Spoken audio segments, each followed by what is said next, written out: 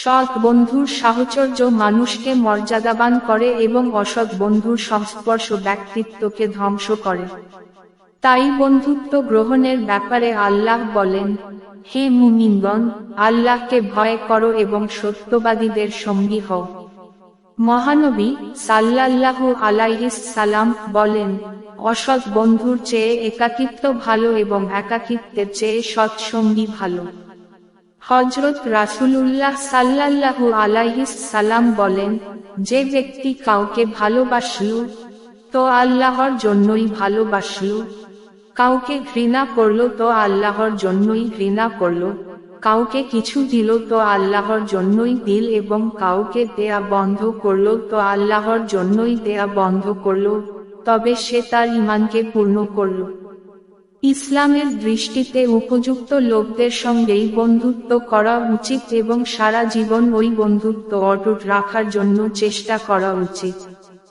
যে বন্ধুত্ব আমাদের জীবনের আমূল পরিবর্তন করে দেয়, যে বন্ধুত্ব ছাড়া আমাদের চলা সম্ভব নয়, সে বন্ধুত্ব লালনের জন্য কোরআন ও হাদিসের নির্দেশনা রয়েছে। জ্ঞানীরা বলেন, প্রকৃত বন্ধু আরেক বন্ধুকে যাবতীয় অসৎ ও মন্দ কর্মকাণ্ড থেকে বিরত রাখবে, তাকে সর্বদা সৎ কাজে উৎসাহিত করবে এবং বিরোধ দেখা দিলে নিজেই প্রথমে মিটিয়ে ফেলার জন্য উদ্যোগী হবে। বন্ধুত্ব প্রসঙ্গে হযরত রাসূলুল্লাহ বলেছেন, একাকী নিঃসঙ্গতার চেয়ে ভালো বন্ধু উত্তম আর নিঃসঙ্গতা মন্দ বন্ধুর চেয়ে উত্তম।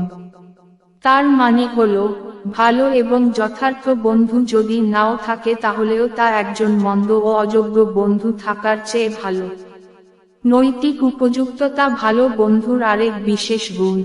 ইসলামের শিক্ষা অনুযায়ী ভালো বন্ধু সেই হতে পারে যে নৈতিক স্থলন থেকে দূরে থাকে। কেননা দুশ্চরিত্রবান আর মন্দ কাজে অভ্যস্ত বন্ধু শেষ পর্যন্ত মানুষকে অবৈধ, অশোভন আর অনৈতিক কাজের দিকে নিয়ে যায়।